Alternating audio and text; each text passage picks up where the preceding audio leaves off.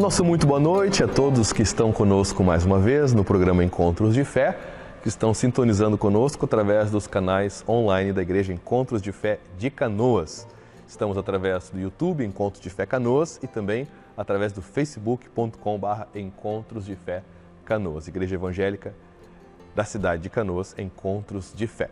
Gente, é uma alegria ter você conosco mais uma vez, que o Senhor te abençoe grandemente nesta noite de quinta-feira. Hoje uma quinta muito especial, quinta-feira que é conhecida como Quinta da Paixão de Cristo, ou seja, o dia em que se relembra o exato momento em que Jesus, estando no Getsemane, foi preso, levado à casa do sumo sacerdote, foi questionado e confrontado lá, passou a noite lá e no romper do dia seguinte, da sexta-feira então, ele foi levado a Pilatos, onde ele foi ali julgado e condenado à morte, logo em seguida crucificado.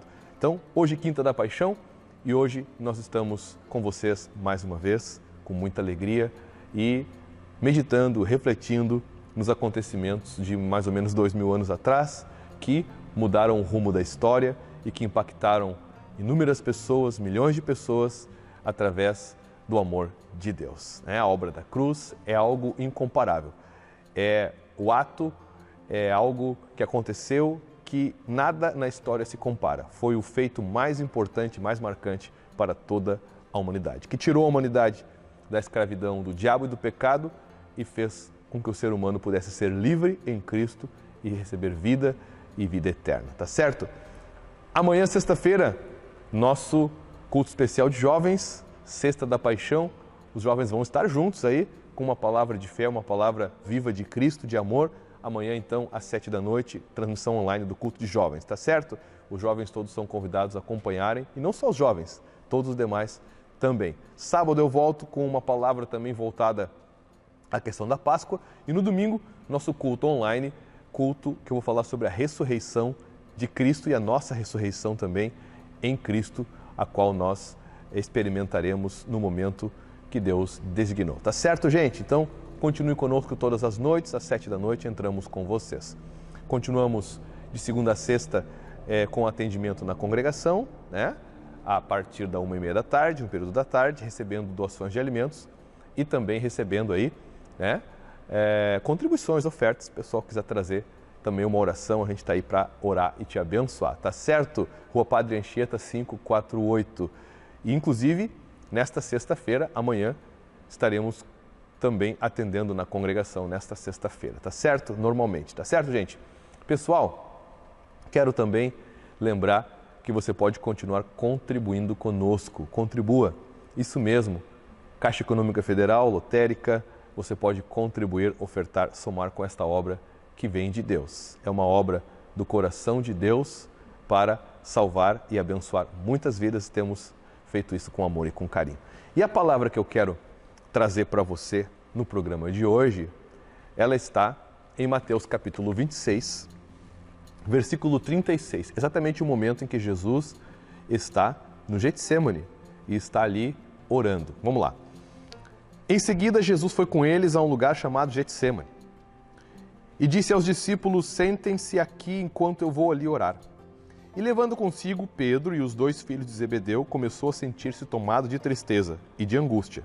Então lhes disse: a minha alma está profundamente triste até a morte, fiquem aqui e vigiem comigo.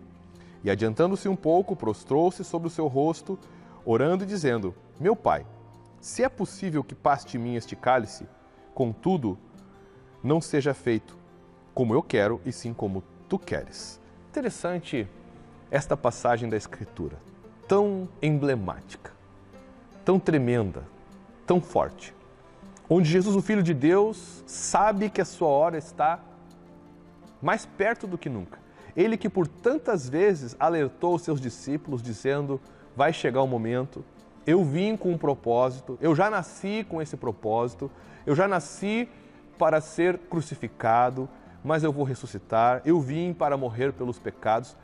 João Batista, quando o viu, disse: eis o Cordeiro de Deus que tira o pecado do mundo. Então, Jesus sabia a sua missão, sabia como ela terminaria, sabia o plano de Deus. Jesus sabia o que Deus tinha determinado para ele ao enviar-lhe como Salvador da humanidade, vindo ele em homem, como homem na terra. Então, mas agora está chegando a hora, está chegando o momento. Eles estão aqui na quinta-feira à noite, a quinta da paixão, exatamente o dia que nós estamos relembrando, que é o dia de hoje. E Jesus então, ele chama os seus discípulos, ele se sente angustiado, triste. Diz aqui que ele estava sentindo-se tomado, versículo 37 de Mateus 26, de angústia e de tristeza. Ele disse: estou tão triste que sinto a morte perto de mim. Fiquem aqui comigo, vigiem comigo. Ele pede o suporte ali dos seus amigos, o apoio deles. E ele ora: meu Pai, se é possível passar de mim este cálice sem que eu beba, contudo, não seja como eu quero, e sim como tu queres. Eu não tenho dúvida que a maior razão pela qual estava Jesus triste e angustiado aqui não eram os sofrimentos que, como homem, no seu físico ou de forma emocional, ele atravessaria. Ele não estava preocupado com as dores que ele passaria. Ele não estava preocupado com a humilhação, com as injúrias,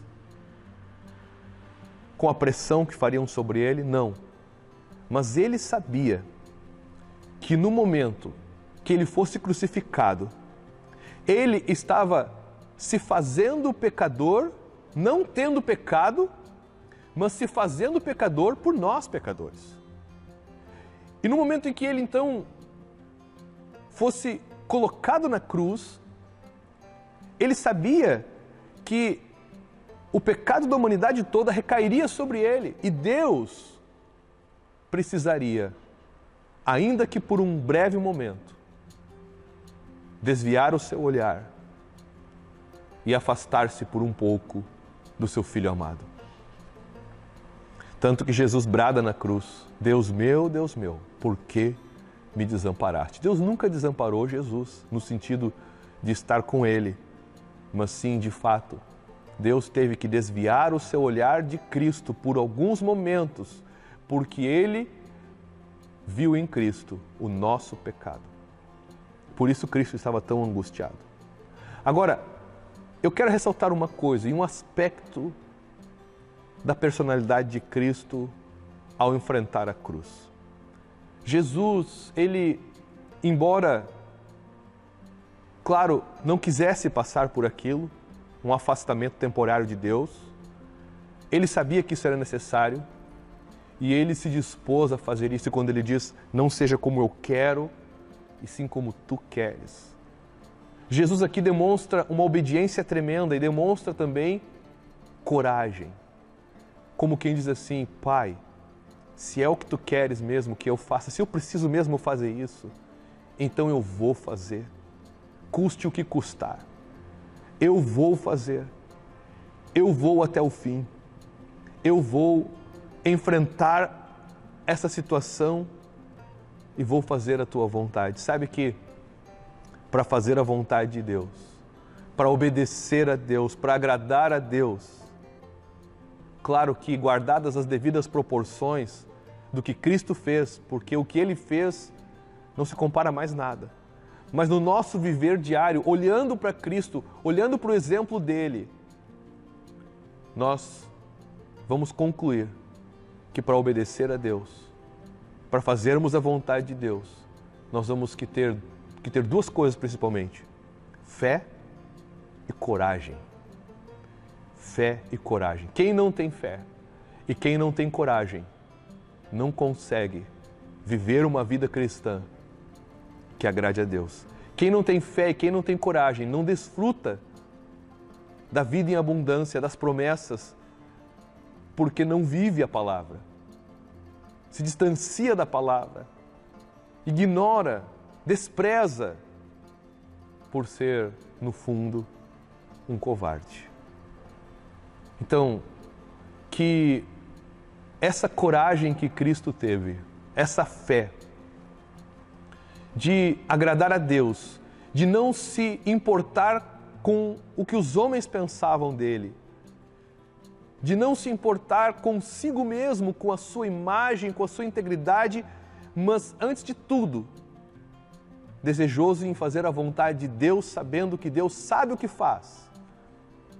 Que esta coragem, que esta fé, nesta quinta-feira da paixão, também possa tomar o coração de cada cristão e que também sejamos corajosos, ousados, intrépidos na fé e assim possamos viver a vida cristã como Deus espera, sermos luz deste mundo, influenciarmos o mundo e não sermos influenciados, irmos e pregarmos o Evangelho sem medo das retaliações, sem medo das consequências, sem nos preocuparmos em nos preservar, mas sim estando dispostos a agradar a Deus e fazer a sua vontade, o servindo, antes de mais nada, crendo que a vontade de Deus é boa, agradável e perfeita. E glória a Deus por Jesus. Glória a Deus por Jesus que foi obediente até a morte, morte de cruz, diz em Filipenses 2. Jesus foi obediente até a morte e morte de cruz. E pela obediência dele, eu vou falar disso inclusive no sábado agora, pela obediência dele, nós saímos da desobediência para uma nova vida com Deus.